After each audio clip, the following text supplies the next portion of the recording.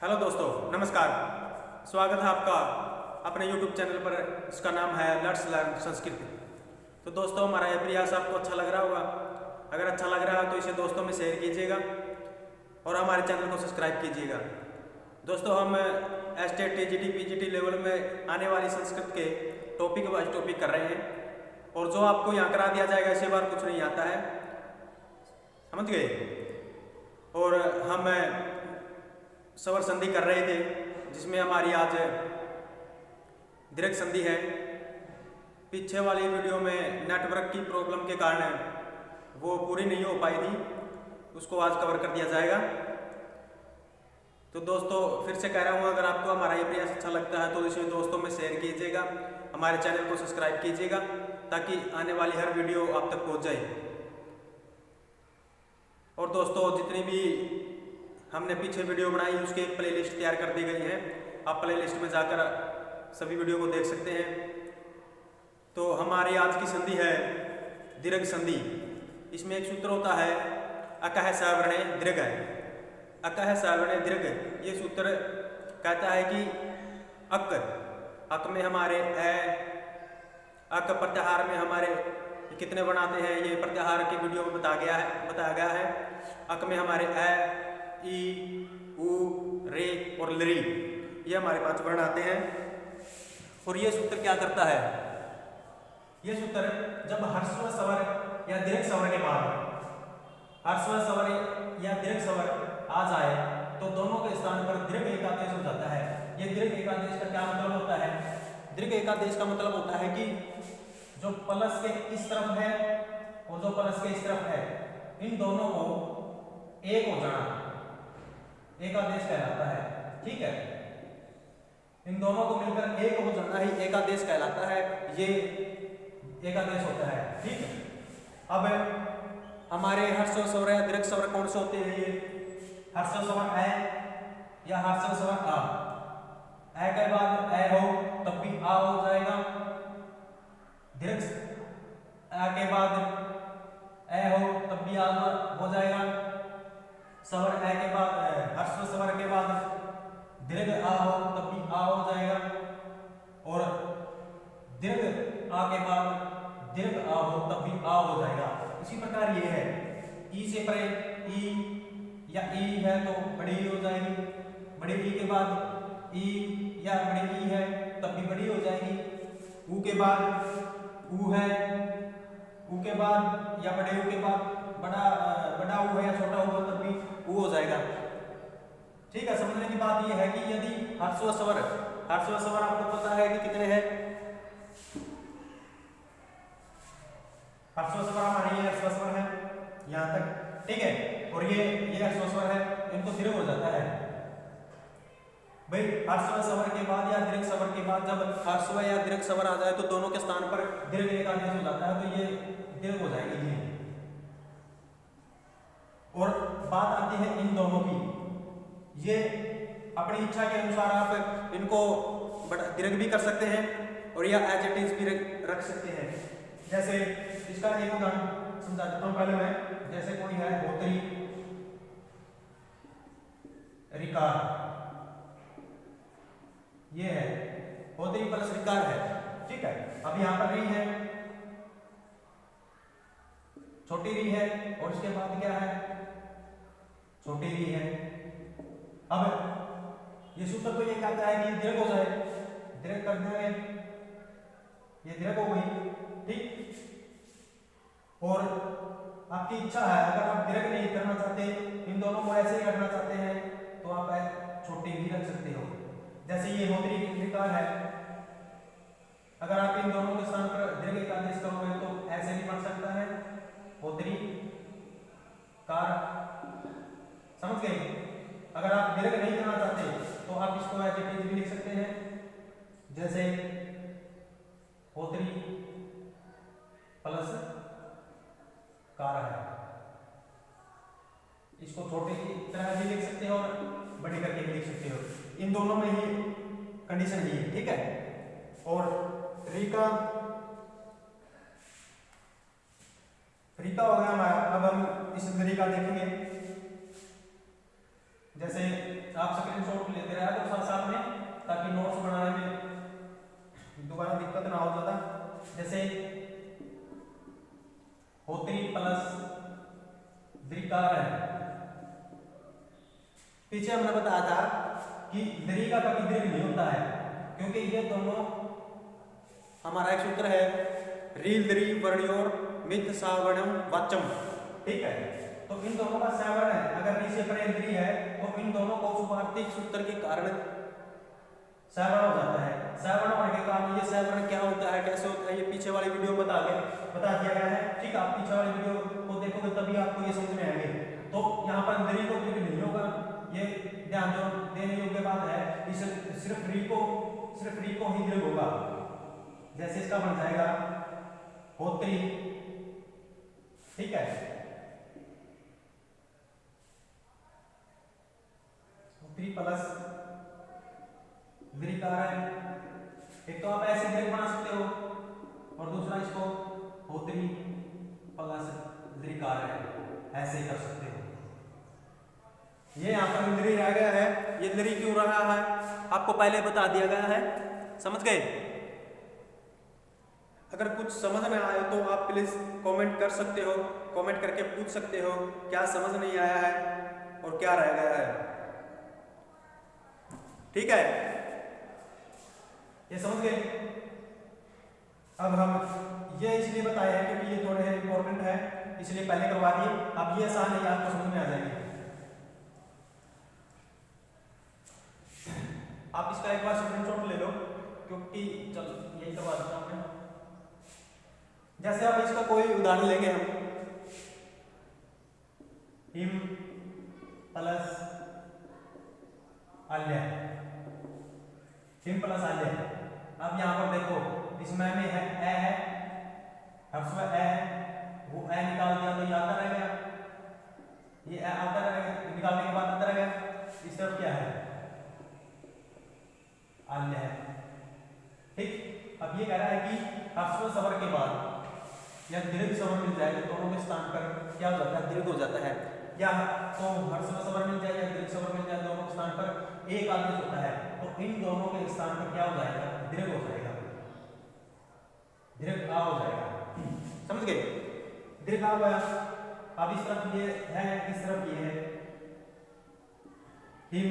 अब ये मैं आता है, ये इसमें मिल जाएगा, ये सब पूरा कर देगा, ठीक।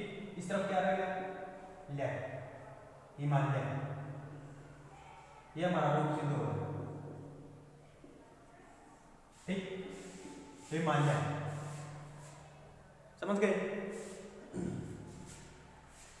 आप इसका एक बार स्क्रीनशॉट ले लो, फिर आगे करवाएंगे। अगर कुछ समझ में ना आए तो आप प्लीज कमेंट करके पूछते रहा करो, आपको कमेंट का तुरंत रिप्लाई दिया जाएगा।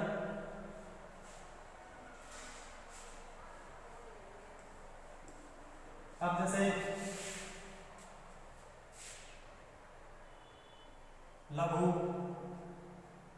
प्लस उर्मी, ठीक है। अब लघु प्लस उर्मी है, ठीक है। लघु में ये हर्ष स्वर कु है और इस तरफ दीर्घ स्वर उ है, तो इन दोनों के स्थान पर क्या हो जाएगा, जैसे या कराएगा इसका उ निकालने के बाद, ठीक। इस तरफ हमारा बड़ा उ है और ये इस तरफ ये रहेगा। अब ये कह रहा है, ये सूत्र कह रहा है कि अका सावर्ण दीर्घ है, ठीक है। अक में आते ही तो इन दोनों को क्या हो जाएगा, दीर्घ हो जाएगा, इसको और इसको मिलकर दीर्घ हो गया, समझ गए। अब ये दीर्घ हो गया तो ये इसको पूरा करते हैं, ये आता है तो ये पूरा हो जाएगा लघु लघुर्मी, ये हमारा सिद्ध हो गया, समझ गए। अब एस्टेट में कैसे पूछेगा, जैसे एस्टेट में पूछ लेगा कि दीर्घ संधि का उदाहरण कौन सा है, दीर्घ संधि का उदाहरण कौन सा है, ठीक है। अब दीर्घ संधि का उदाहरण कौन सा ऑप्शन में आपके अंदर देगा? नाव्यम बी है, जैसे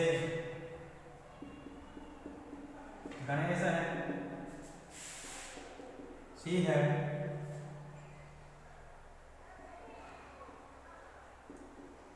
लघुर्मी, डी है, जैसे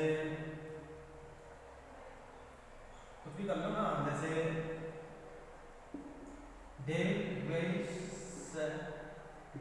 देवीश्वरियम, ये ऐसे 4 ऑप्शन दे देगा आपको। अब हमें पता होना चाहिए कि इनमें से दीर्घ संधि का कौन सा उदाहरण है। अगर हमें पता है तो हम बता देंगे दीर्घ संधि का कौन सा उदाहरण है, ये वाला लघु परस उर्मी। ये हमारा वहां तो ये प्रत्यय का है अयादि संधि में, ये हमारा उर्ध्व संधि है, ठीक है, ये हमारी वृद्धि संधि है। ये सब पीछे करवा दिए गए हैं, आप पीछे वाली वीडियो में प्लेलिस्ट में जाकर देख सकते हो। टॉपिक वाइज टॉपिक चल रहे हैं, आपका हर सब्जेक्ट जो स्टेट में आता है वो कंप्लीट कराया जाएगा, चाहे वो अलंकार हो, चाहे वो छंद हो, चाहे वो प्रत्यय हो, चाहे वो लौकिक शास्त्र हो, वैदिक शास्त्र हो, कुछ भी हो, वो आपका कंप्लीट कराया जाएगा। लेकिन उसके लिए आपको हमारा एक छोटा सा काम है जो करना पड़ेगा। आपको दोस्तों में अपने दोस्तों में हमारी वीडियो को शेयर करवाओ, सब्सक्राइब करो, ठीक है। तो अब हम इसके और उदाहरण करेंगे। आप एक बार इसका स्क्रीनशॉट लेना चाहते हो तो ले सकते हो। तो दोस्तों आपने स्क्रीनशॉट ले लिया होगा। अभी हमारे कुछ इंपॉर्टेंट दीर्घ संधि के उदाहरण है जो स्टेट में पूछे जाते हैं, ठीक है। आपको बता दिया जाएगा कैसे क्या करना है, कैसे स्टेट में आपको क्लियर करना है। तो ये कुछ उदाहरण है, जैसे सुर प्लस अरी, सुर प्लस अरी, सुर अल जैसे इसका ए है, ठीक है, इसका ए और ये ए, इन दोनों को मिलकर क्या हुआ, आ हो गया, तो सुरारी हो गया, समझ गए। यहाँ पर गिरी प्लस इंद्र, गिरी प्लस इंद्र, छोटी ई है और इधर भी छोटी ई है, तो इन दोनों को मिलकर बड़ी ई हो गई, ठीक है। बाकी सारा कुछ वही रहता है सेम, सिर्फ इन दो को ही एक होता है। जैसे हमारे अक में अक प्रत्याहार में जो वर्ण होते हैं ना, वो दीर्घ हो या चाहे ह्रस्व हो, उन दोनों की ही यहाँ पर कंडीशन पूरी करो, बाकी एज इट इज रख दो, ठीक है।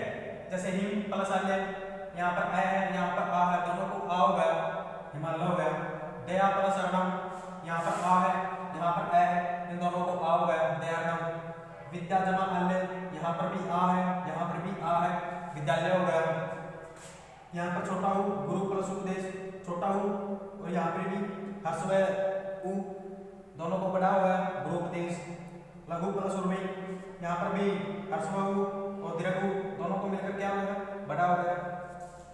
एक्सटीज, यहाँ पर ह्रस्व ई, दीर्घ ई, दोनों को दीर्घ ई हो गया। सुधी प्लस इंद्र, दीर्घ ई, ह्रस्व ई, दोनों को दीर्घ ई हो गया। श्री प्लस श्री, यहाँ पर दीर्घ ई, यहाँ पर भी दीर्घ ई, दोनों को दीर्घ ई हो गया, समझ गए। वधु प्लस उत्सव, वधु प्लस उत्सव, दीर्घ उ, ह्रस्व उ, इन दोनों को मिलकर दीर्घ उ हो गया। पितृ प्लस ऋण, ये आप दोनों को बता दिया है, यह हमारी सब इच्छा पर है। होत्री विकार बनाए या फिर इसको ऐसा का ऐसे सेम की सेम रख लें, ठीक है। तो होत्री प्लस ऋण, होत्री ऋण, यहाँ पर ह्रस्व री है, ह्रस्व री है, इन दोनों को दीर्घ री हो गया। दीर्घ री हमेशा ऐसे लिखी जाती है और ह्रस्व ई हमेशा ऐसे लिखी जाती है, देख लो। यहाँ पर होत्री प्लस दीर्घकार है, यहाँ पर ह्रस्व री है और ये री है। पीछे वाली वीडियो में जा चुका है कि लरी पर कोई भी इफेक्ट नहीं पड़ेगा। यहाँ पर जो हमारा एक वार्तिक है, वार्तिक जो लरी री लरी वर्णी और मित सावर्ण वाचम, इस वार्तिक के कारण यहाँ पर सिर्फ री पर ही प्रभाव पड़ेगा, लरी पर नहीं। तो इस री के स्थान पर या तो हम दीर्घ री कर दें, ये दीर्घ री, ठीक, या फिर एज इट इज लिख दें, ये हमारी सब इच्छा पर है, ठीक है। अब स्टेट में क्या पूछेगा, कैसे पूछेगा, अब है बात वो, देखो जैसे स्टेट में दे देगा कि संधि विच्छेद करके दे देगा, ठीक है। संधि विच्छेद करके दे देगा, या आपसे ये पूछ लेगा कि क्या संधि विच्छेद करो। अगर आपको पता है इस सूत्र का पता है, इसकी परिभाषा पता है, ये कैसे बनता है, तो आप कर दोगे। ठीक है, जैसे ये दे देगा संधि विच्छेद पेपर में, या तो ये पूछ लेगा कौन से सूत्र का उदाहरण है। ऑप्शन में आपको 4 सूत्र दे देगा, जिसमें से एक आकाश आवरण दीर्घ होगा, तो आपको पता होना चाहिए आकाश आवरण दीर्घ का है। ठीक है, या फिर ये दे देगा इसका पद छेद करके आपको कह देगा कि इसकी संधि करो, तो ये शब्द कैसे बनेगा आपको पता होना चाहिए, सुरारी बनेगा, क्योंकि ए और ए हर्स्व ए और हर्स्व आ ई के ऊ या फिर रील री के बाद ये हो तो दीर्घ हो जाता है। ठीक है, सुरारी। या फिर आपसे ये पूछ सकता है कि जैसे 3 ये दे देगा, इसके 1 2 3 कोई भी 3 हो उदाहरण दे देगा, एक अलग उदाहरण दे देगा, तो आपसे ये पूछ लेगा नकारात्मक रूप में कि दीर्घ संधि का उदाहरण नहीं है, तो आपको पता होना चाहिए कि दीर्घ संधि के उदाहरण कौन से है या कौन सा नहीं है। ठीक है, तो आपको वो टिक करना है। अब इनमें से इंपॉर्टेंट है, एक तो ये इंपॉर्टेंट है, ठीक, दयाना इंपॉर्टेंट है, और गृहोपदेश, लघुर्मी, ठीक है, श्रीष, पितृऋणम, और ये इंपॉर्टेंट है। आप पिछले पेपर कोई भी पिछला पेपर उठा के देख लो, स्टेट का हो या फिर टीजीटी पीजीटी लेवल का, कहीं भी कोई भी स्टेट का हो, यही पूछे जाते हैं। ठीक है, अगर दोस्तों हमारा प्रयास अच्छा लग रहा है तो आप दोस्तों में से शेयर किया करो, और जितना हो सके हमारे चैनल को फैलाओ, क्योंकि आपके एक शेयर करने से क्या पता उस विद्यार्थी के पास ये चला जाए जिसको फ्री में पढ़ना है, या जिसका फ्री में पढ़ने का ही मतलब परिवार एक प्रकार से ऐसा ना हो कि वो सेंटरों में धक्के खाता फिर नहीं, ऐसा करवाया जाएगा कि मतलब आपका स्टेट क्लियर होगा। ये 100% की गारंटी देता हूँ मैं संस्कृत में। बाकी जो साइकोलॉजी है या फिर जनरल पेपर है वो तो आपको करना ही है। ठीक है, संस्कृत को कवर कराने की मैं 100% गारंटी देता हूँ, लेकिन उसके लिए आपको हमारा चैनल को फैलाना पड़ेगा दोस्तों में, किसी जरूरतमंद के पास जाएगा, ठीक है, वो उसे देखेगा, उसका क्लियर होगा, वो कामयाब होगा, तो आप सबको वो दुआएं देगा। ठीक है, तो दोस्तों ये आज का हमारा था, इतना ही टॉपिक। अगर आपको उसका स्क्रीनशॉट लेना है तो आप स्क्रीनशॉट ले सकते हो।